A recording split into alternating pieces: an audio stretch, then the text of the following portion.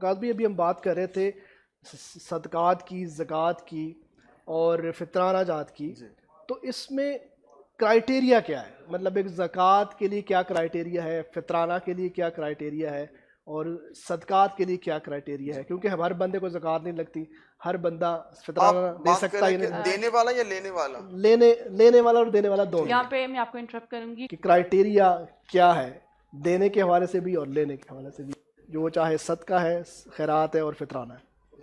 पहले तो ज़कात के हवाले से मैं अर्ज कर दूं कि ज़कात के लिए 4 चीज़ों को देखा जाएगा।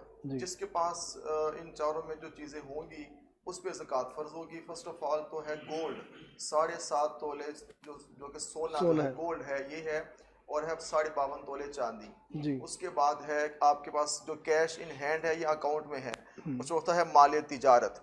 अब कन्फ्यूजन ये होती है कि लोग समझते हैं, बिलखुस ख़वातीन समझती हैं कि 7.5 तोले सोना होगा तभी मुझ पर ज़कात फ़र्ज है। हाँ, ये बहुत बड़ी कंफ्यूजन। मेरे पास 7.5 तोले सोना नहीं है, मेरे पास 6 तोले है तो मुझ पे ज़कात फ़र्ज नहीं है, ऐसा नहीं है। अगर आपके पास 52.5 तोले चांदी के बराबर रकम मौजूद है, मीन्स कैश इन हैंड, अगर आपके पास 1 रुपया भी नहीं है, कुछ भी आपके पास नहीं है, फिर तो वही क्राइटेरिया है 7.5 तोले सोने का। अगर आपके पास पैसा है 1,000 रुपया भी है तो फिर जो कि सूरत हाल डिफरेंट हो जाएगी। 7.5 जो तोले सोना, 52.5 तोले चांदी के हिसाब से आज के दौर में अगर आपके पास तकरीबन 1 लाख रुपया है, 1 लाख रुपया है, सारे खर्चात निकाल के, आप पे कर्ज निकाल के, बच्चों की फीसें निकाल के, पूरी ग्रोसरी सब कुछ निकाल के 1 लाख रुपया आपके पास सेव पड़ा है और एक इस पे साल गुजर गया है, तो आपने उसका जो कि 1 लाख पे ज़कात देनी है।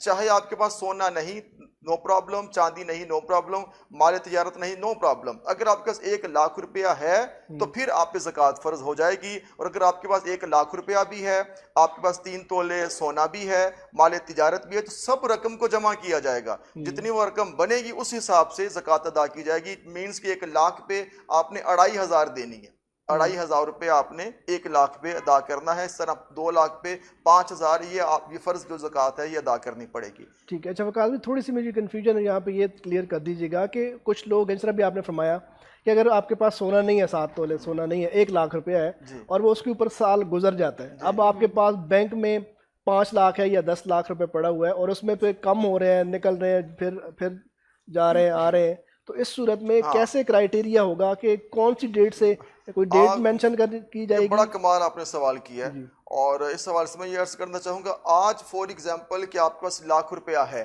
आज है 8 रमजानुल मुबारक, 1 लाख आपके पास है तो आप साहिब निसाब हैं। मीन्स कि आप पे ज़कात फ़र्ज हो गई। अगले साल 8 रमजान नहीं 7 रमजान को देखा जाएगा कि जाहिद भाई या वकास साहब या करीमी साहब जो भी हैं, ये आज 7 रमजान को कहाँ पे खड़ा है ये। अगर 1 लाख रुपया है तो 2,500 ज़कात देगा। अगर उसी 5 दिन पहले हमारे पास 1 करोड़ रुपया आ गया और हमारा जाती आ गया, प्रॉफिट की शेप में आ गया, कर्ज हमने नहीं देना, तो हमें जो ज़कात 1 लाख पे नहीं देनी, फिर 1 करोड़ 1 लाख पे देनी पड़ेगी।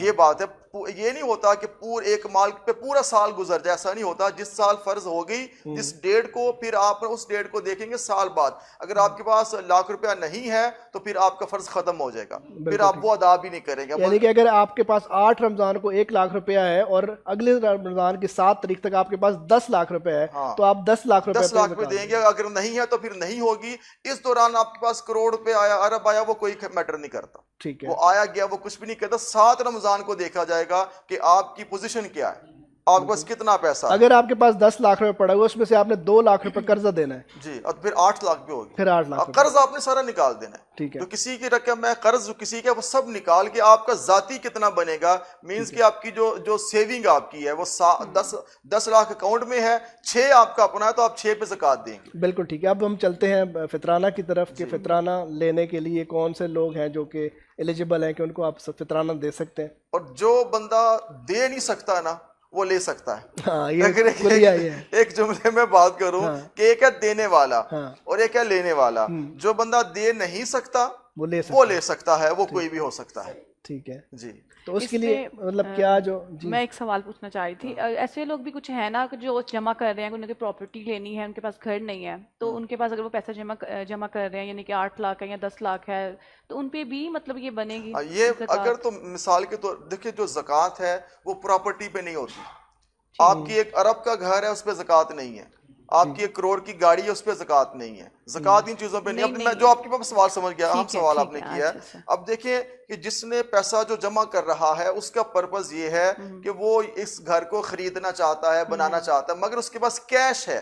एज आई मेंशन्ड अर्लियर कि आपकी 4 चीज़ों पे ज़कात होगी, गोल्ड पे, चांदी पे और करेंसी पे और माल तिजारत पे। तो वो कैश इन हैंड आपके अकाउंट में या आपके पास मौजूद है। तो आपको देखिए, हर शख्स का पर्पस होता है। मैं पैसा इकट्ठा कर रहा हूं, मेरा मकसद है कि मैं ये चीज खरीदूंगा, मैं वो हर किसी का मकसद होता है। मगर आपको अगर तो आपने प्लाट खरीद लिया है साल से पहले, फिर ज़कात अदा नहीं करनी पड़ेगी। अगर साल गुजर गया है, आप इकट्ठा करते जा रहे हैं, तो ज़कात फर्ज होती जा रही, वो आपको देनी पड़ेगी। ठीक है। इसी हवाले से एक और सवाल जो मैंने पिछले साल ही पूछा था और उसका सवाल का जवाब मुझे कोई इतना सेटिस्फेक्शन वाला नहीं मिला था, वो ये कि जिस तरह अभी नताशा ने बात की, अगर आप इस नीयत से पैसे जमा करते हैं कि मैं प्रॉपर्टी ख़रीद दूँगी या अपने बच्चों के, बहुत सारी माएँ होती हैं जो अपनी बच्चियों के जहेज़ जो है वो बनाना शुरू कर देती हैं कि जी हमारी बच्ची जब जवान होगी और शादी होगी तो उसको हम ये जहेज देंगे, इकट्ठा करना शुरू कर देते हैं, उसके लिए पैसे जोड़ना शुरू कर देते हैं या सामान ले के रखना शुरू कर देते हैं। क्या उस पर ज़कात लगेगी? मैं आपके तवस्सुत से लोगों को ये अर्ज कर सकता हूँ कि अगर तो वो माँ जो ये सोचती है कि बेटियों को हमने जहेज देना है, तो वो साथ साथ अगर जहेज का सामान खरीदती चली जाएगी तो ज़कात नहीं है। अगर वो पैसा इकट्ठी करती चली जाएगी तो साल बाद ज़कात देनी पड़ेगी। अच्छा वकास भाई, ये फॉर्मूला यहाँ पे एक और चीज़ भी आ है कि जो सामान कहते हैं कि आपने जो सामान ले के रख लिया है और वो आपके इस्तेमाल में नहीं है, तो उस पर भी ज़कात देनी पड़ती है? सामान पे ज़कात नहीं, सामान पे नहीं, सामान पे ज़कात नहीं होता। हाँ, अगर आपने सामान लिया बेचने के लिए, फिर सूरत हाल डिफरेंट हो गई है। सामान जितना भी आपके कपड़े हैं, आपका घर है, आपका सामान टेबल जो भी है, सामान पे ज़कात नहीं होती। ठीक है, उस पर ज़कात नहीं।